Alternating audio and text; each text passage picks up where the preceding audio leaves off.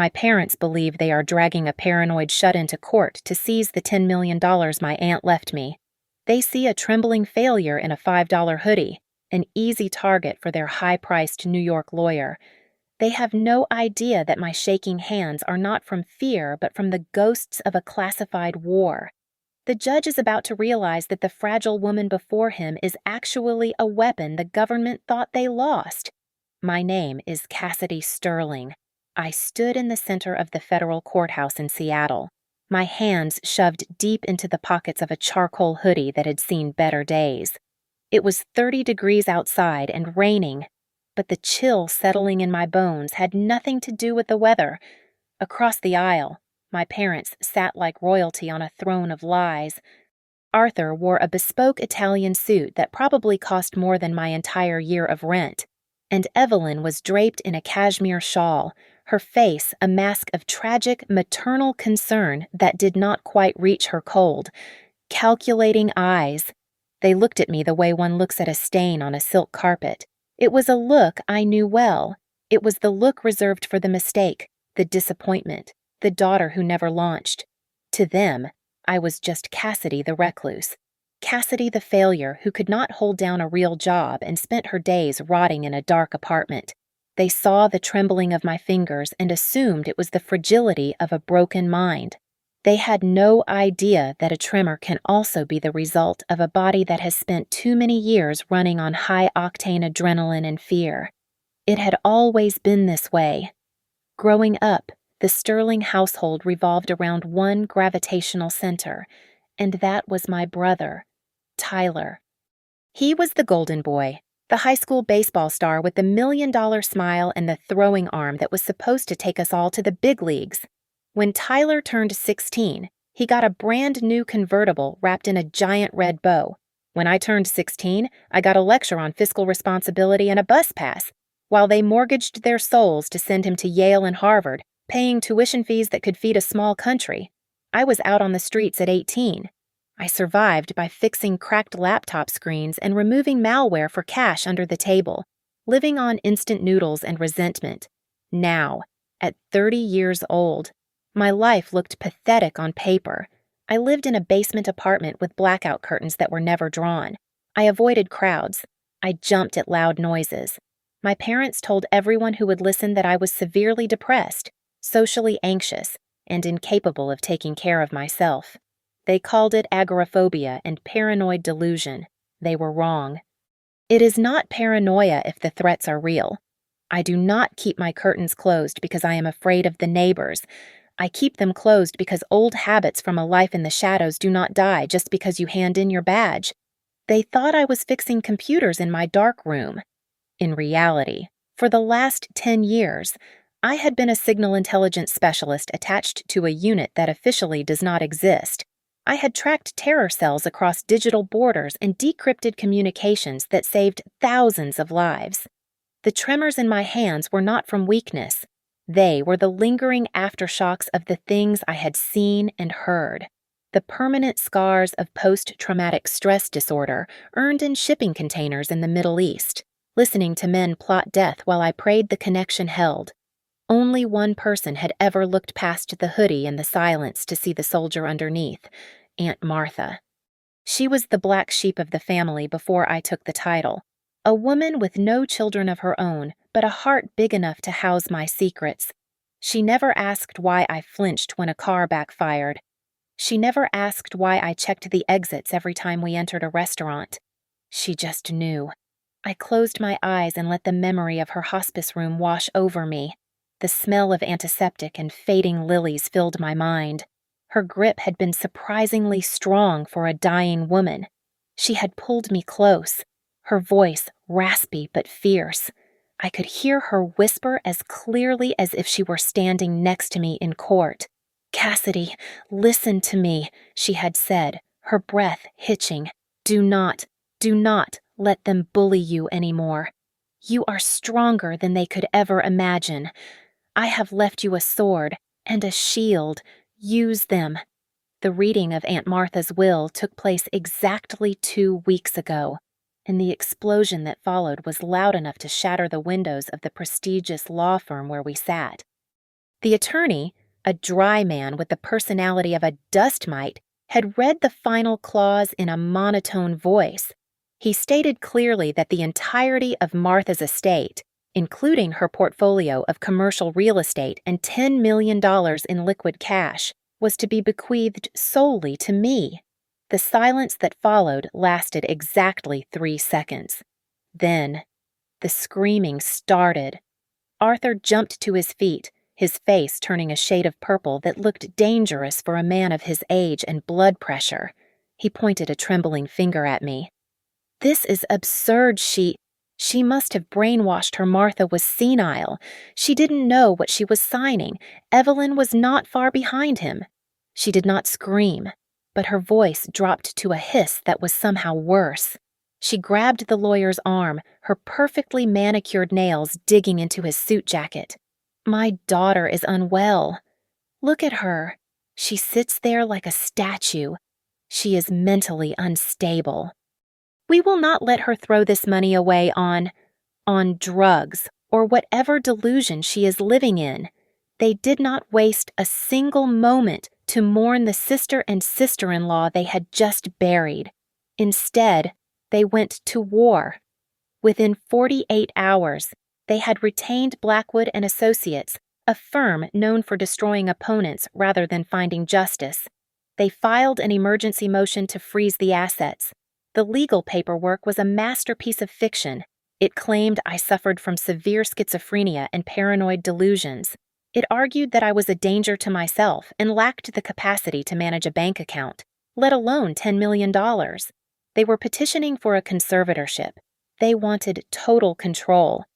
3 days after the filing, they came to my apartment. I watched them on the hidden camera feed as they stood in the hallway, adjusting their expressions from angry to sympathetic before knocking. When I opened the door, they breezed in as if they were not trying to sue me into oblivion. Arthur sat on my couch, careful not to let his suit touch the cat hair that wasn't actually there. He clasped his hands together and gave me a look of pity that made my stomach turn. "Cassidy, honey, look at this place. It's dark.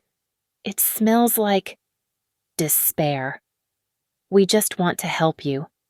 We know you are overwhelmed." He slid a document across my coffee table. It was a voluntary transfer of power of attorney. "Just sign this," he said, his voice dripping with false sugar. "Let us handle the legal mess. You don't need that stress. You need rest. You need treatment." I looked at the paper. Then I looked at him. I did not blink. I did not speak. When my silence stretched on for a full minute, Evelyn's patience snapped. The mask fell away, revealing the predator beneath. She leaned forward, her eyes narrowing. "Don't be stupid, Cassidy. If you don't sign this voluntarily, we will have the court declare you incompetent. We will have you committed. Do you understand? We will put you in a facility where the walls are padded and you will never, never see the sun again. You are broken," Arthur added, his voice cold and hard now. "You are a defect. We are trying to save the family name from your incompetence. Sign the damn paper." I remained perfectly still.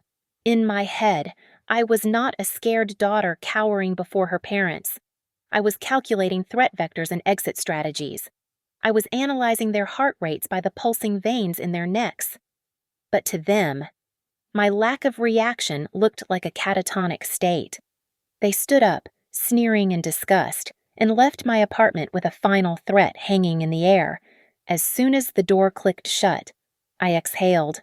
I reached for my encrypted phone and dialed a number I had memorized from a bus bench advertisement. "Leo," I said when the voice on the other end answered.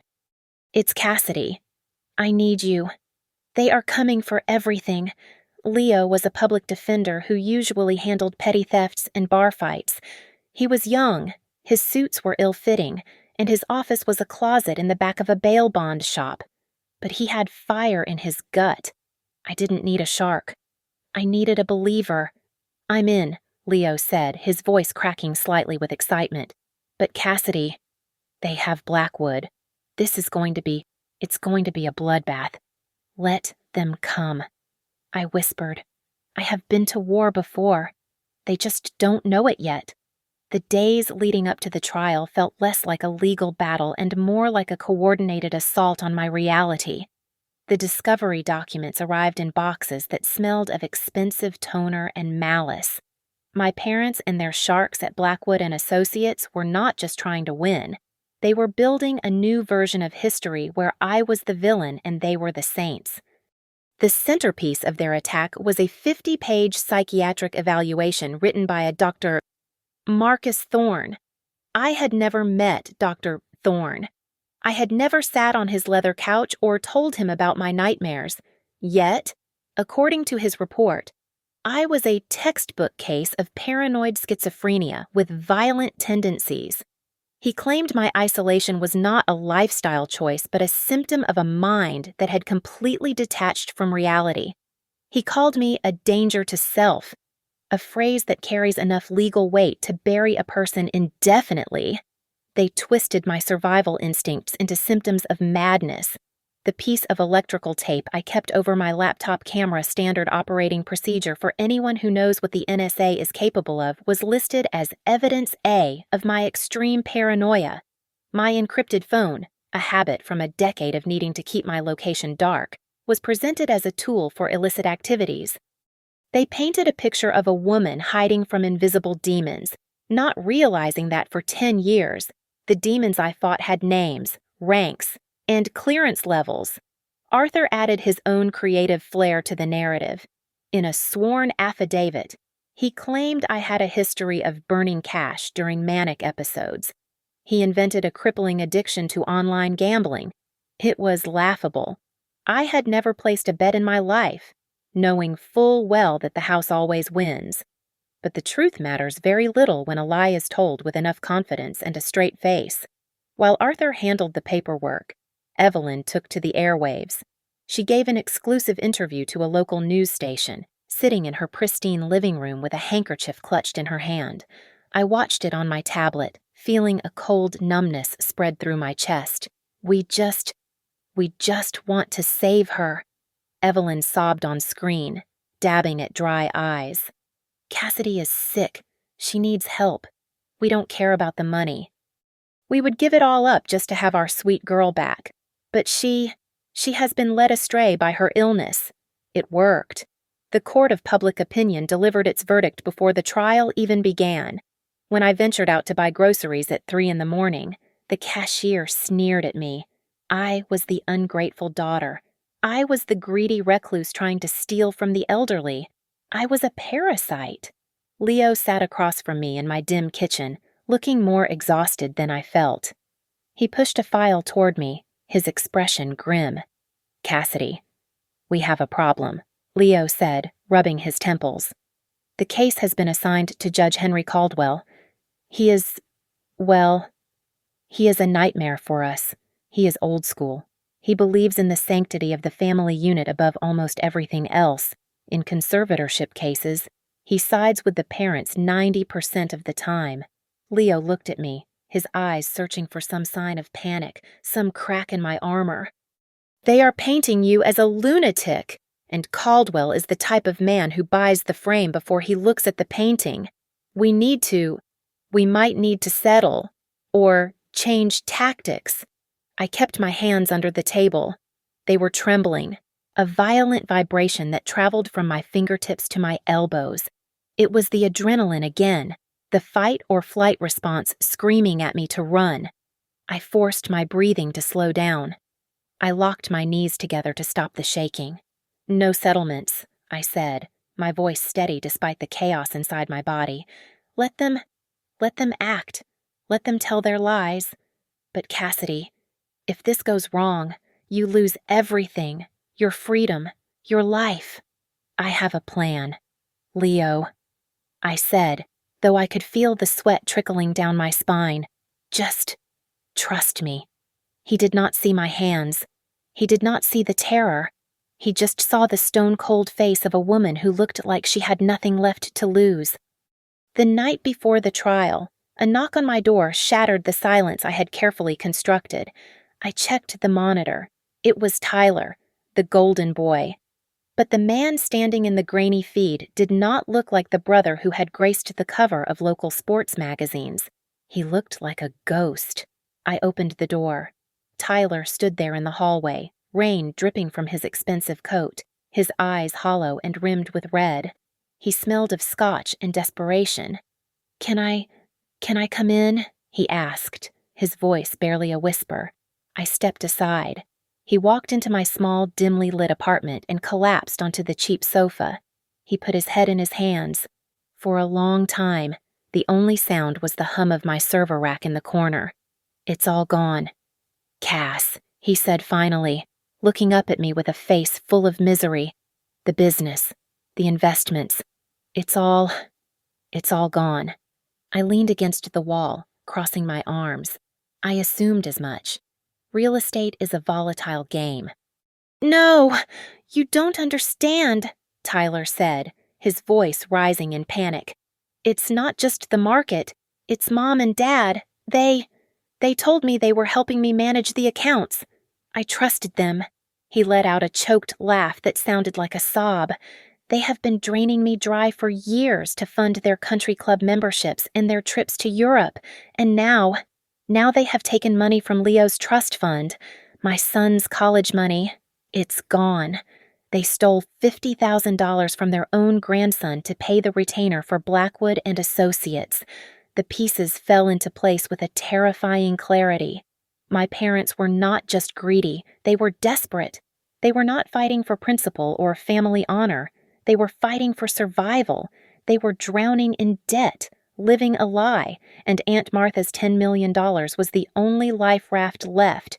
If they did not get that money, their facade would crumble, and they would likely face prison time for fraud. "They are monsters," Tyler whispered, tears streaming down his face. "They are going to destroy you because they need to eat." I looked at him, feeling a strange absence of anger. I just felt tired. "So," I said softly, "you know the truth. You know what they are. The question is, Tyler, do you have the courage to stand up in that courtroom tomorrow and say it? Will you tell the judge that our parents are thieves who stole from a child?" Tyler looked away. He stared at the floor, his shoulders shaking. He did not answer. The silence was his answer. The golden boy was just as broken as the rest of us, but he lacked the spine to fight back. I let him leave an hour later. As soon as he was gone, my phone buzzed. It was Leo. "Cassidy, you need to get over to my office. Now." I went to Martha's house to do a final inventory, and I found something. A wall safe behind the vanity in her bedroom. It wasn't on the manifest. 20 minutes later, I was in Leo's cramped office. On his desk sat a small, ruggedized hard drive. Taped to the side was a handwritten note in Martha's shaky script for Judgment Day. "It's encrypted," Leo said, frustration in his voice. I tried to plug it in, but it's asking for a 24-character key. We'll never crack it in time for tomorrow. I pulled the drive toward me. I did not smile, but a spark of familiar energy ignited in my brain. This was my world. "Give me the keyboard," I said. I connected the drive to my portable rig. The encryption was decent, a standard AES 256-bit, probably set up by a local IT guy Martha had hired. But to someone who had cracked insurgent comms in the mountains of Kandahar, this was child's play. I bypassed the front door and went in through the kernel level. My fingers flew across the keys. "What are you doing?" Leo asked, his eyes wide. "You type faster than anyone I have ever seen." "I fix computers, remember?" I said dryly. 3 minutes later, the screen flashed green. "Access granted." We opened the first folder. It was filled with hundreds of audio files and video clips. I clicked on one dated 3 months ago. The voice of my father, Arthur, filled the room, but it was not the polished voice of a concerned father. It was a demonic growl. "You listen to me, you old hag. You sign that check or I will swear to the court that you are incompetent. I will throw you in a home so fast your head will spin. We need that money." Then came Evelyn's voice, shrill and cruel. "Just die already, Martha." "No one loves you. Cassidy is a failure and a freak. She won't take care of you. Give us the money." Leo sat back in his chair, his face pale. "My God," he whispered. "She recorded them. She knew. She knew they would come for you." I stared at the screen, at the digital legacy of my aunt's suffering and her brilliance. "Yes," I said, and for the first time, my hand did not shake. She gave me the sword. Now it is time to swing it. The air in the courtroom was stale, recycled, and heavy with the scent of impending doom. Mr. Sterling, the lead attorney from Blackwood and Associates, rose from his seat with the grace of a predator that knows its prey has nowhere to run. He shared my last name, but none of my blood, an irony that seemed to amuse him. He was a man who cost $600 an hour, and every inch of him projected power and control. "Your Honor," Sterling began, his voice smooth and practiced. "We are not here to attack the defendant. We are here to save her from herself. This is a tragedy of a brilliant mind, fractured by illness." He gestured toward me, but I did not look up. I kept my head bowed, the hood of my sweatshirt pulled low over my forehead. To the room, I looked like a sullen, broken child. In reality, I was counting the exits and analyzing the structural integrity of the witness stand. The parade of paid liars began. First was Mrs. Gable, a neighbor from 2 floors down who had likely never spoken to me in her life until Arthur wrote her a check. She sat in the witness box, twisting a tissue in her hands, looking nervously at the jury. "Oh, it is terrible," Mrs. Gable said, her voice shaking with feigned fear. "She walks around her apartment at all hours, talking to people who are not there, screaming at the walls, using strange codes. I am afraid she might hurt someone." I stared at the grain of the wood on the defense table. Mrs. Gable had heard me issuing extraction protocols to a field team in Damascus at 3 a.m. via a secure Bluetooth headset. To her, it was madness. To the 3 operatives who made it out alive that night, it was salvation. Next came Dr. Thorne, the psychiatrist who had diagnosed me without ever shaking my hand. He adjusted his rimless glasses and spoke with the arrogance of a man who believes his own fiction. "Ms. Sterling displays classic signs of acute paranoid schizophrenia," Dr. Thorne stated, tapping the thick file in front of him. "Her isolation, her obsession with encryption, her erratic sleep patterns, these are not the behaviors of a functional adult.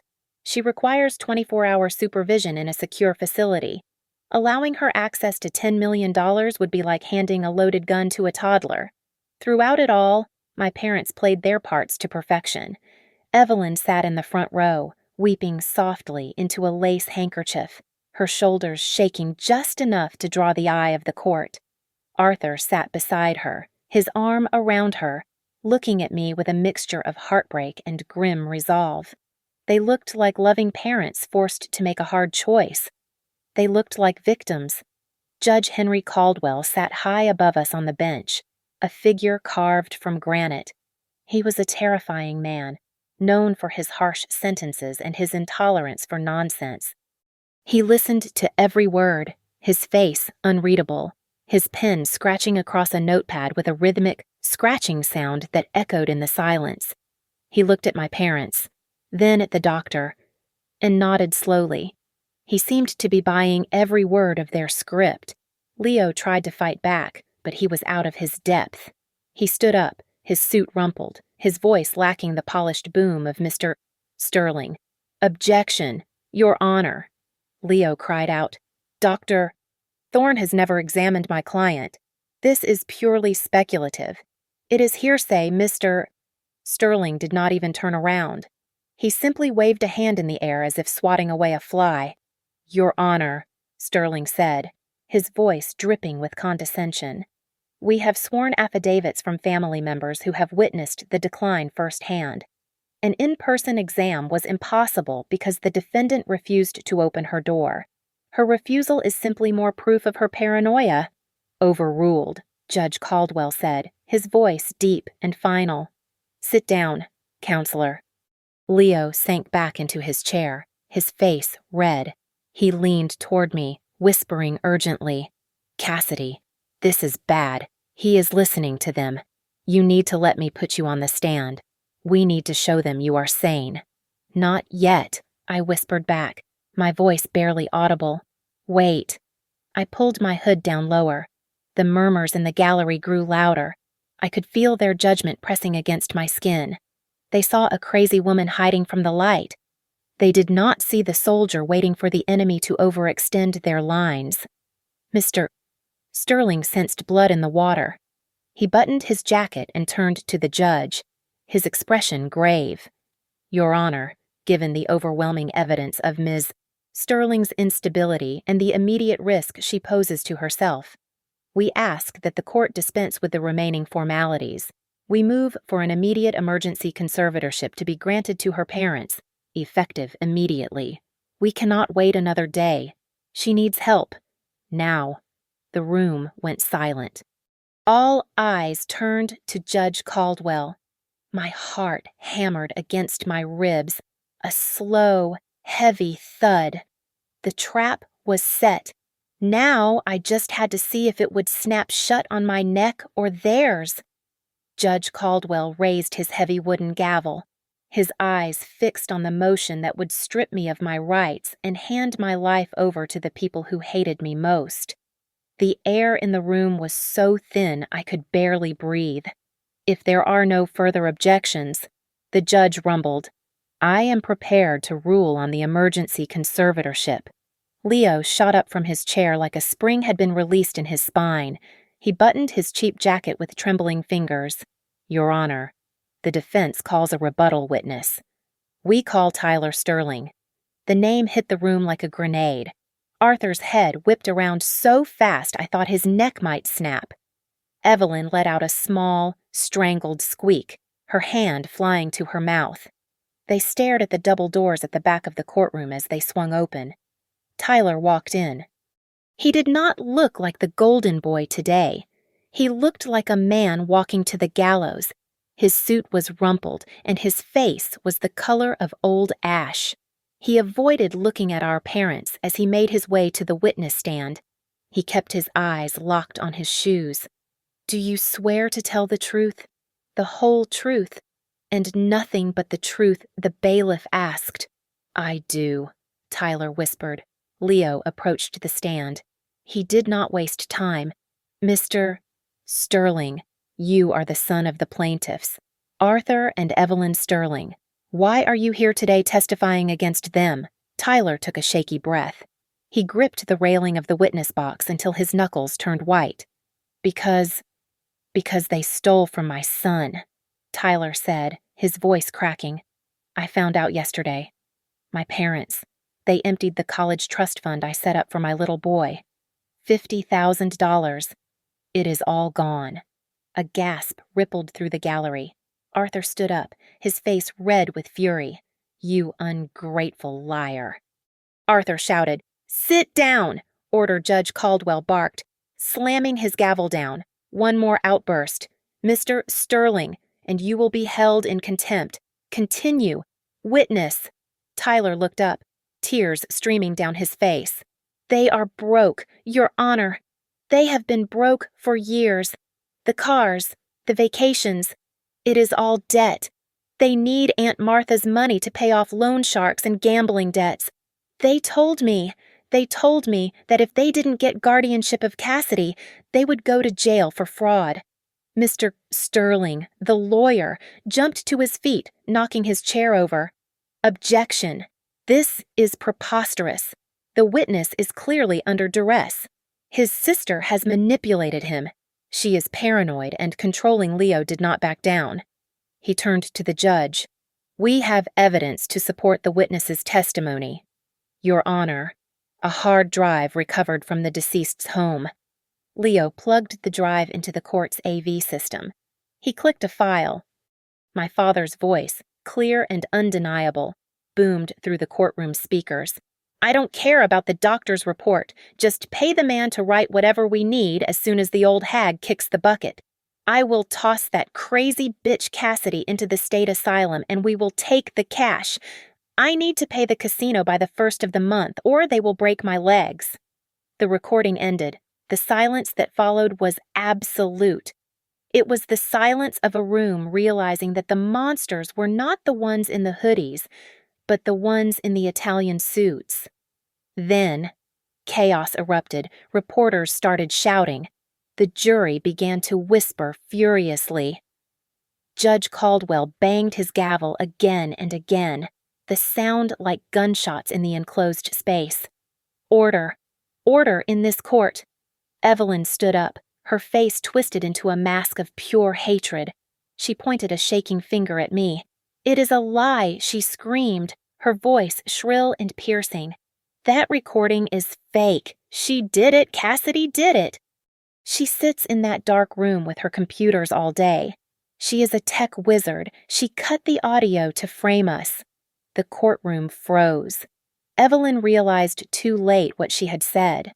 She had spent the last hour arguing. I was an incompetent invalid who could not tie her own shoes. Now, in her panic, she had claimed I was a technical genius capable of sophisticated audio engineering. Judge Caldwell stopped banging his gavel.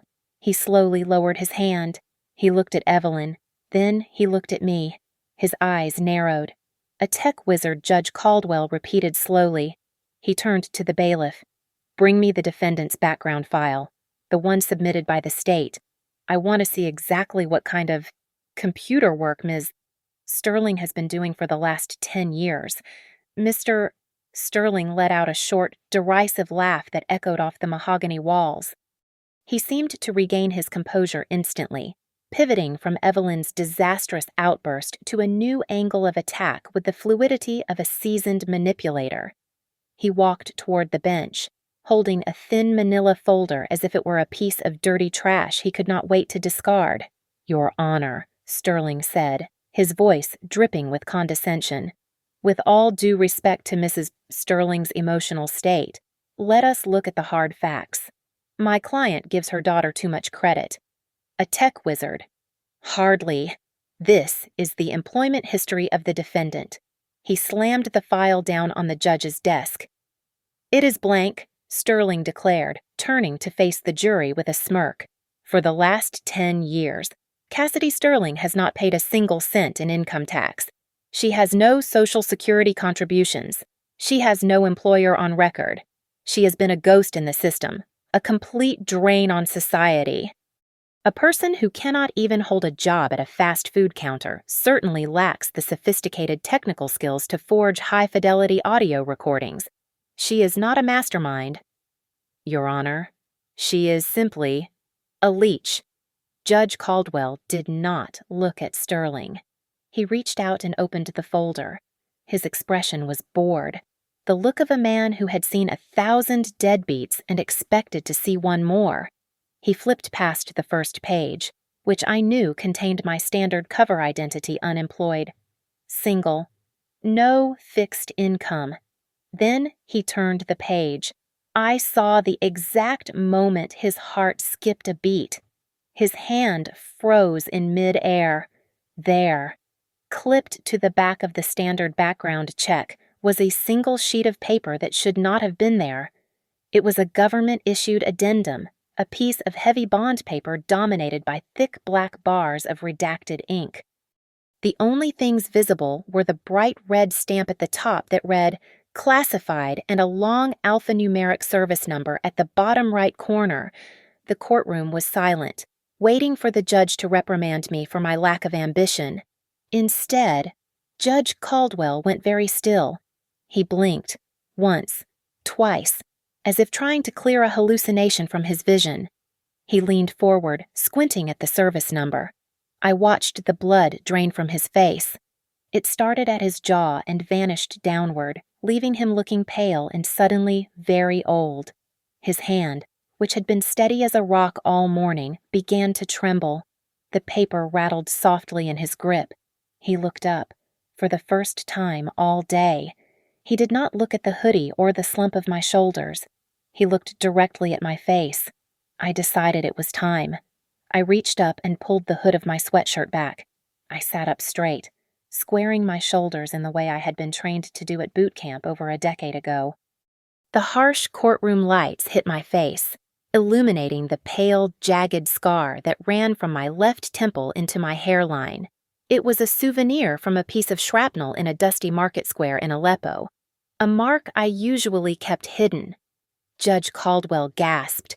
It was a small sound, but in the quiet room, it sounded like a scream. He snatched the reading glasses from his nose and fumbled for a handkerchief to wipe the sudden sheen of sweat from his forehead. His eyes darted from the redacted file to my face, and then to the scar. I could see the gears turning in his mind. I could see the memory hitting him with the force of a freight train. 5 years ago. He had not been a family court judge in Seattle. He had been the presiding officer of a secret military tribunal in Virginia, dealing with a massive cyber terror threat. I had been the star witness, testifying from behind a screen, known only by the codename Ghostwriter. He had never seen my face then, but he had seen the file. He knew the service number, and he knew about the scar described in my medical jacket. He stared at me with an expression of absolute shock, his mouth opening slightly but producing no sound. The stern, iron-willed jurist looked like he had just seen a phantom rise from the grave. My parents, however, were too blinded by their own arrogance to see the fear in his eyes. Arthur nudged Evelyn, a nasty grin spreading across his face. "Look at him," Arthur whispered loud enough for me to hear. "He is disgusted. He sees her for what she is. He is about to throw the book at her." Evelyn smoothed her skirt, looking triumphant. "Finally," she murmured. "Finally, someone sees the truth." They had no idea that the truth was staring them in the face, and it was about to tear their world apart. Judge Caldwell was not angry at me. He was terrified of me. Judge Caldwell cleared his throat. The sound was not a polite cough. It was a rough, guttural noise that echoed off the high ceilings like a gavel strike.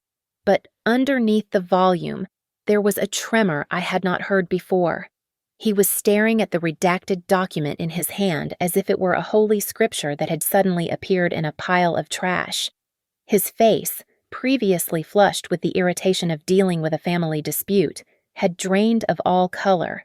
He looked up slowly, his eyes locking onto mine with an intensity that made the rest of the room disappear.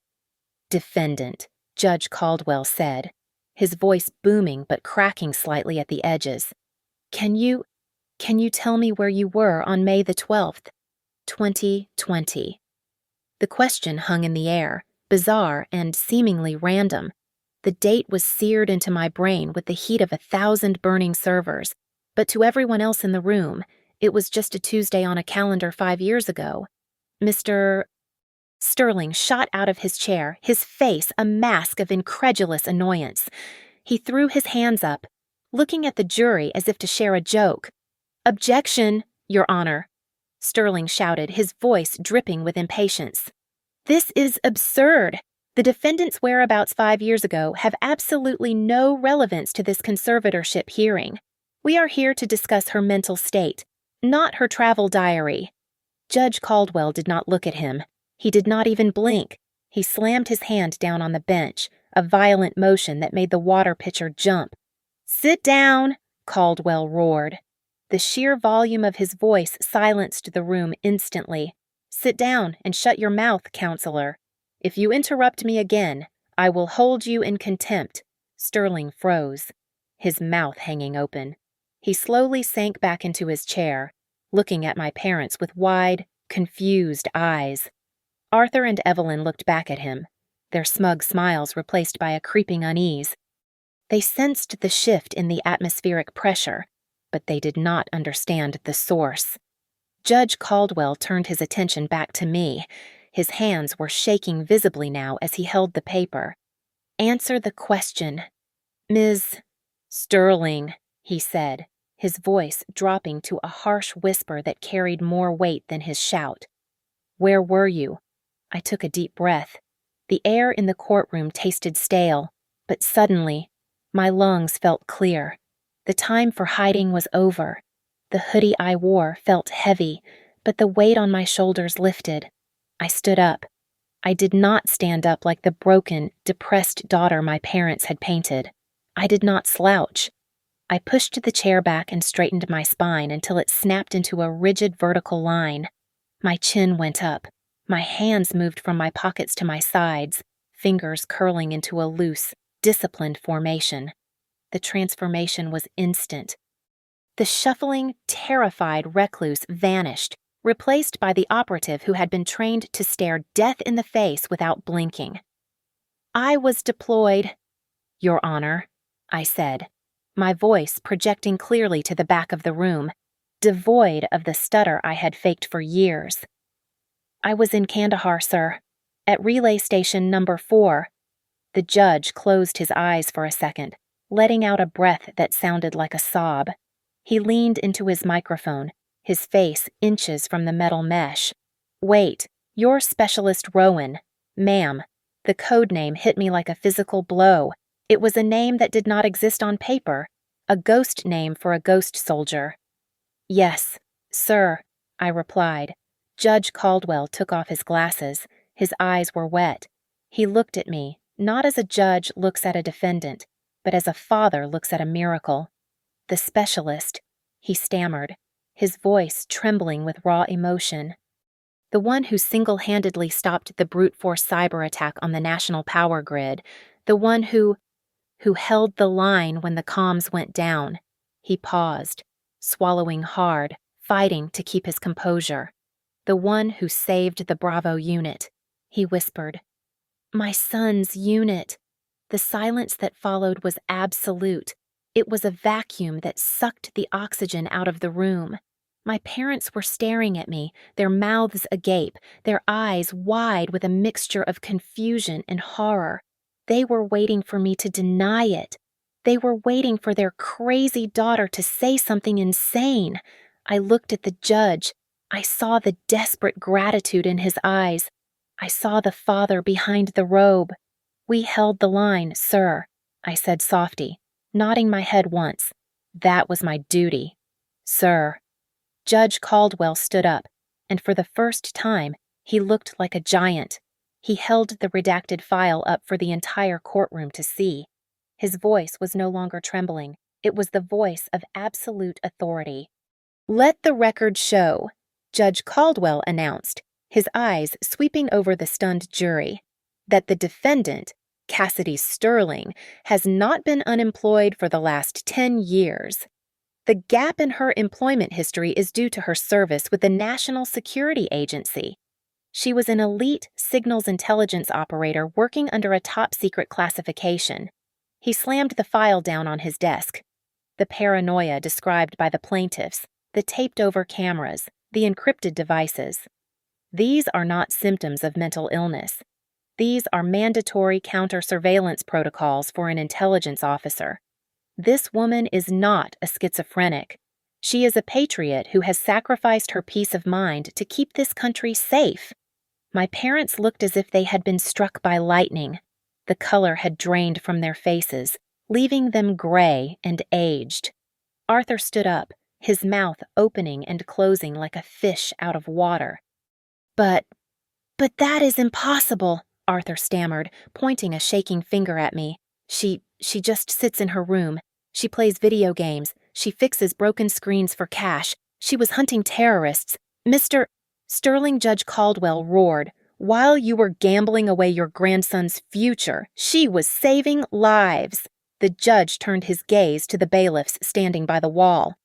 "Officers, take Arthur and Evelyn Sterling into custody immediately."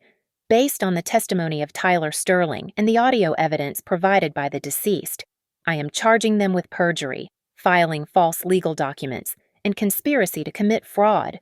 The courtroom erupted into chaos, but I just watched in silence. The heavy wooden doors at the back of the room opened, and two uniformed officers marched down the aisle.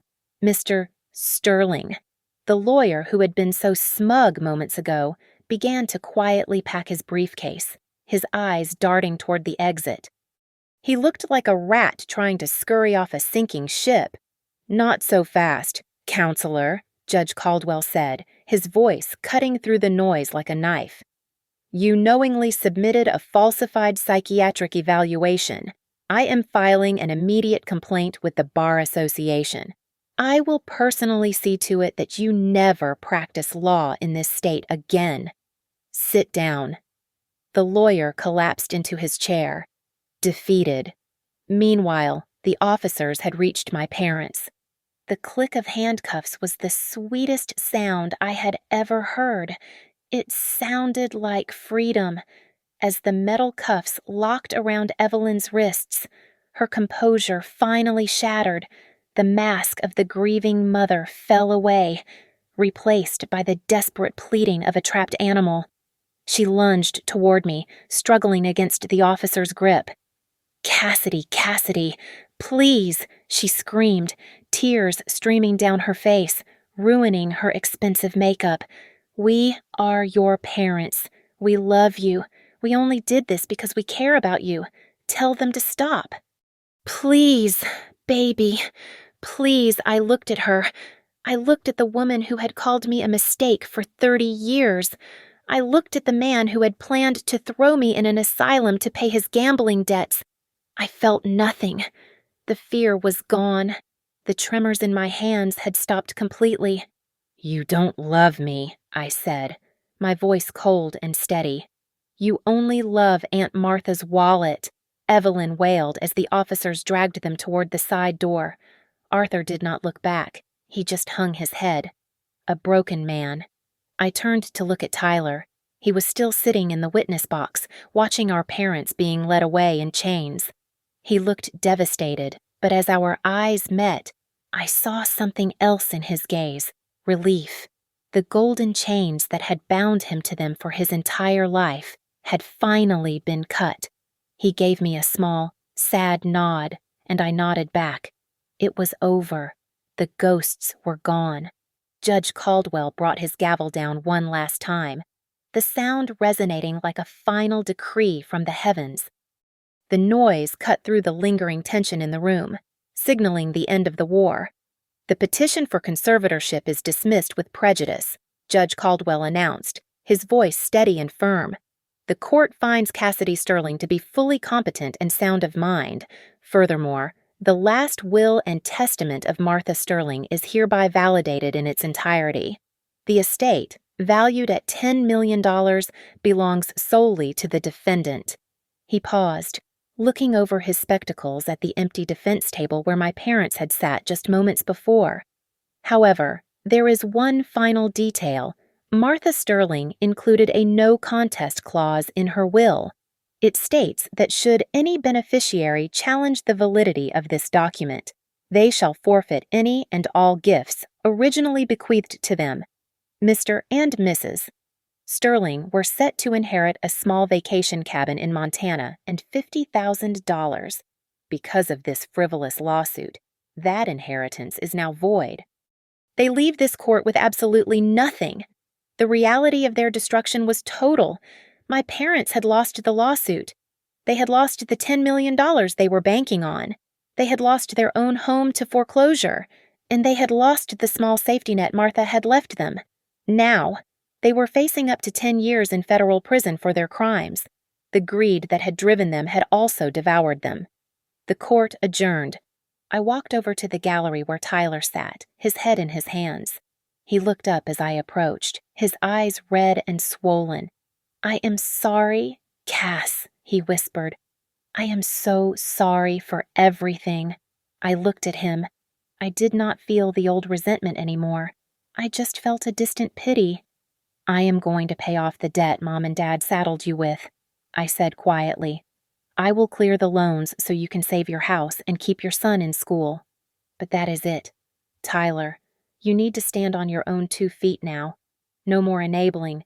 No more hiding behind family. Tyler nodded, tears spilling over again. Thank you. I promise. I will make it right.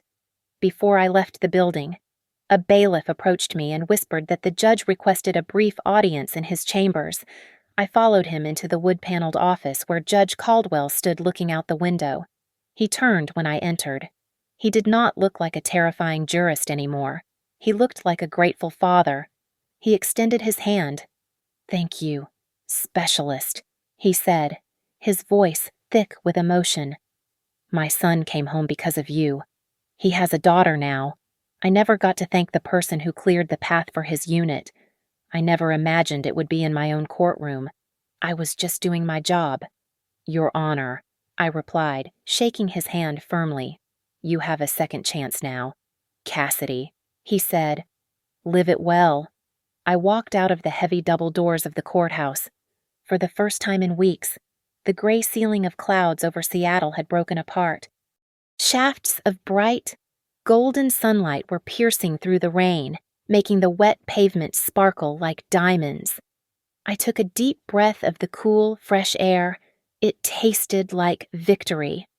I did not head toward the bus stop to go back to my dark, basement apartment. That life was over.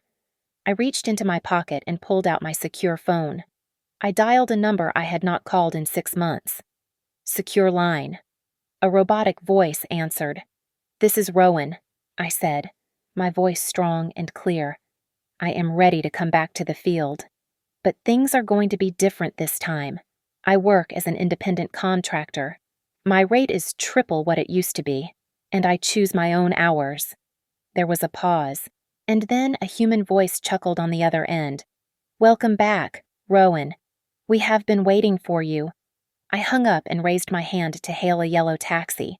As I slid into the leather seat, I watched the courthouse disappear in the rearview mirror. I was no longer the victim. I was no longer the failure.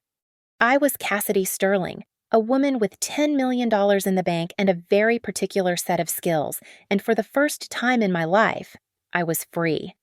Thank you so much for listening to my story. I hope you enjoyed seeing justice served as much as I enjoyed living it. Please comment below and let me know where you are listening from. I would love to hear from you and read your thoughts on how this family drama unfolded. Don't forget to subscribe to the Lily Revenge Stories channel, like this video, and please hit that hype button to help this story reach even more people.